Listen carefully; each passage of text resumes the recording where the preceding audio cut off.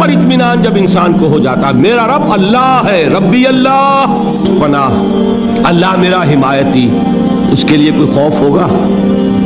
اس سے کوئی ڈر ہوگا؟ میں مثال دیا کرتا ہوں ایک بہت سادہ، پنجاب کے دیہات کی۔ تو بڑا چودھری ہے اور کوئی غریب کسان ہے۔ اس غریب کسان کے جانوروں کو ہر وقت اندیشہ ہوگا چوری کا، کوئی میری بھینس کھول کر نہ لے جائے، کوئی میرا بیل کھول کر نہ لے جائے۔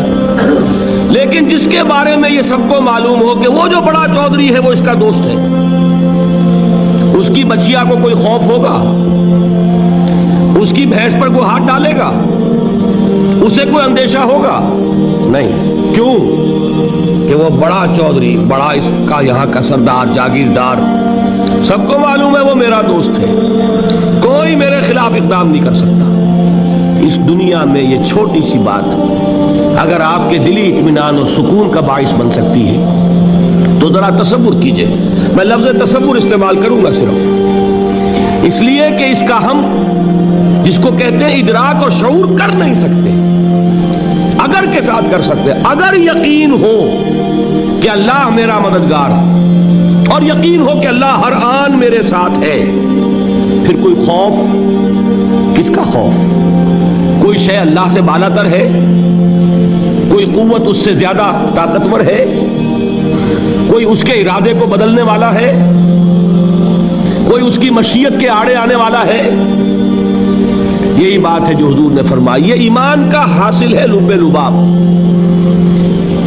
کہ دیکھو اچھی طرح اس بات کو ذہن نشین کر لو، اگر تمام انسان مل کر تمہیں کوئی نقصان پہنچانا چاہے نہیں پہنچا سکتے، مگر جو کچھ اللہ نے لکھ دیا ہو، اور تمام انسان مل کر تمہیں کوئی نفع پہنچانا چاہے نہیں پہنچا سکتے، مگر وہ شے جو اللہ نے طے کر دی۔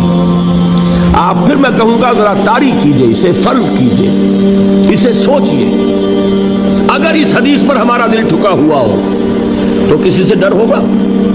یہ مجھے نقصان نہ پہنچا دے، یہ میری رپورٹ خراب نہ کر دے، یہ میری انکریمنٹ نہ رکوا دے، یہ میرا یہ نہ بگاڑ دے، یہ میرا یہ نقصان نہ پہنچا دے۔ اس کا ڈر، اس کا ڈر، اس کا خوف، اس کی خوشامد، اس کے لیے جا کر طرح طرح سے اپنی عزت نفس کو ذلیل کروانا اس کے سامنے، یہ سب کچھ کیوں کرتا ہے انسان؟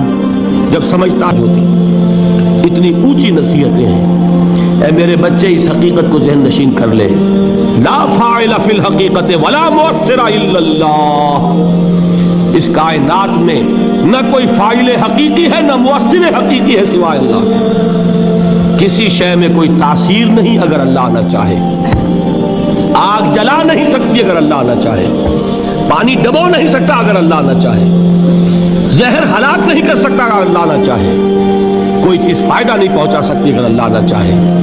تو در در پہ کیوں سر جھکاتے ہو؟ در در پر کیوں جبیں سائی کرتے ہو؟